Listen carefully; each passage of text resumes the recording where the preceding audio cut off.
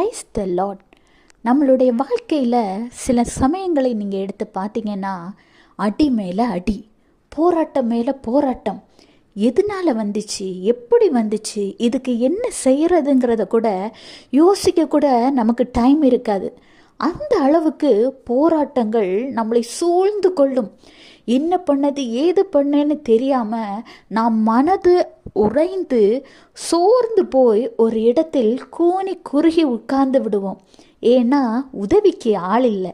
யார்கிட்ட போய் சொல்கிறது? யார்கிட்ட சொன்னாலும் திரும்ப உங்களையே தான் குறை சொல்லுவாங்க. ஆனால் இந்த மாதிரி சூழ்நிலையிலிருந்து நீங்கள் வெளிவருவதற்கு ஆண்டவராகிய இயேசு கிறிஸ்து கண்டிப்பாக ஒரு வழியை உங்களுக்காக ஆயத்தம் பண்ணி வைத்திருப்பார்.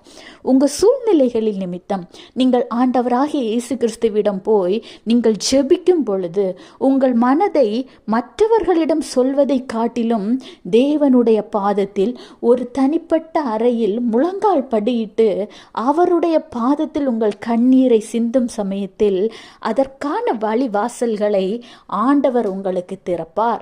அவர் உங்களுக்கான காரியங்களை நடத்துவார். இன்றைக்கு கூட 2 நாளாகமம் 19:11 நீங்கள் திடமனதாய் இருந்து காரியங்களை நடத்துங்கள், உத்தமனுக்கு கர்த்தர் துணை என்றான். நீங்கள் உத்தமர்களாக இருக்கும் பொழுது, ஆண்டவருக்கு கீழ்ப்படிந்து நடக்கிற பிள்ளைகளாக இருக்கும் பொழுது, உங்கள் வாழ்க்கையில் என்ன போராட்டம் வந்தாலும் சரி, எந்த கஷ்டம் வந்தாலும் சரி, யார் உங்களை கைவிட்டாலும் சரி, உங்கள் வாழ்க்கை துணையை உங்களை ஒருவேளை கைவிட்டாலும் சரி, ஆண்டவர் உங்களை கைவிட மாட்டார். அந்த வாழ்க்கை துணையை மீண்டும் உங்களோடு சேர வைக்கிற தேவன். ஏனெனில் தேவன் இணைத்ததை மனிதன் பிரிக்காதிருக்க கடவன். உத்தமனுக்கு கர்த்தர் எல்லா காரியத்திலும் துணை இருப்பார்.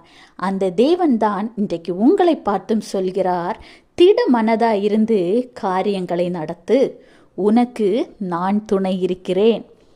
Have a blessed day. Jesus bless you.